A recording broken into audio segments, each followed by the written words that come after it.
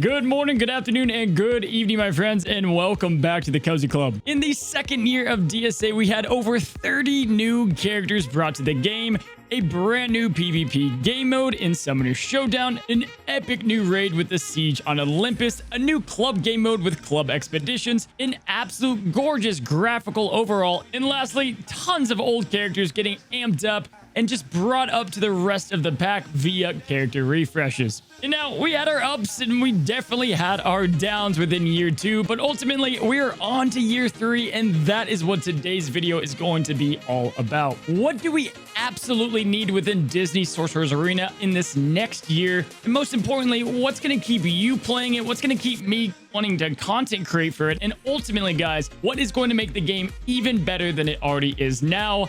Let's jump into it.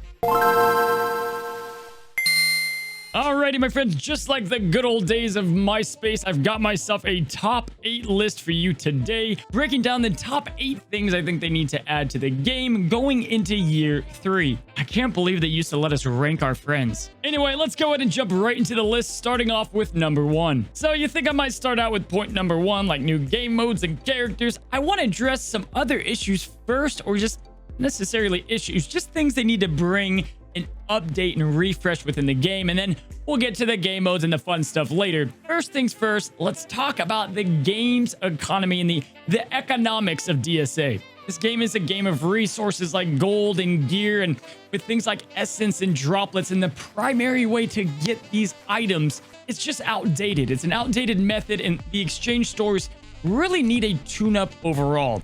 What gold used to do compared to what it does now is just vastly different, and the gold income that we get on a daily basis, up to 300, 400,000, just doesn't cut it with what it takes now to get a character 2 more gear levels ahead of when it came out on launch. You've got all these stones that came out and unequipping and equipping them, new ability, everything costs gold, and overall, we just need to add even more ways to get this currency and just the overall economy of the game and its resources. Maybe go into summoner challenges. It's about time. We've got to add some more tiers, not just one, maybe a couple here in the challenges, and overall in the milestones and everything all together. The entire economy needs an uplift. Overall, this is going to bring a lot of freshness to the game, and the next 2 points are about newer players as well, but as a content creator since the game has come out, I've seen old players quit and new players come.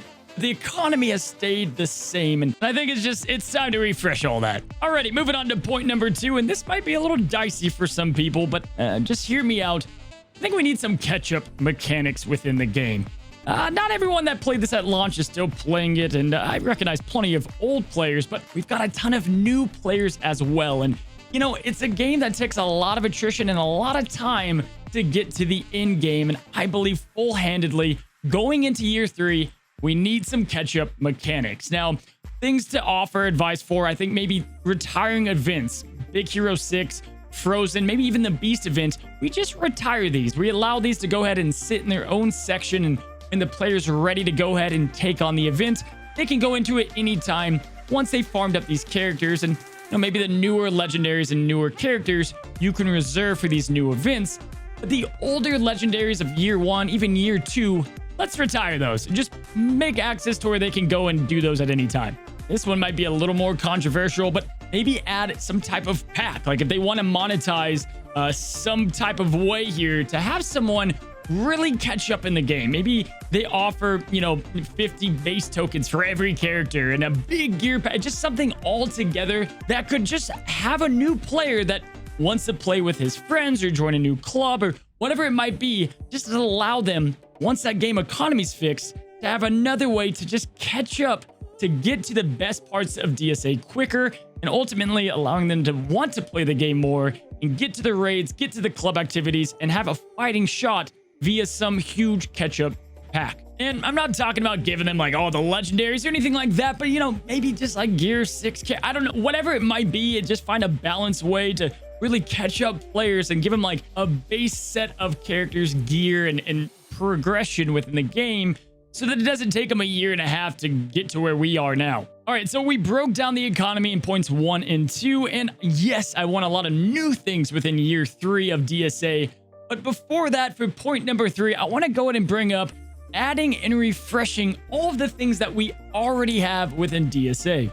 Now look, they have tried this with Club Conquest, but I want them to add on to what we got in Year 2. Year 2 brought 3 new game modes, but they're not quite finished, and before we get a next game mode, I want to kind of finish what we already have. So, perfect example, let's go to Towers of Endurance. Maybe add on a couple of towers here. Make this pass just something for beginners.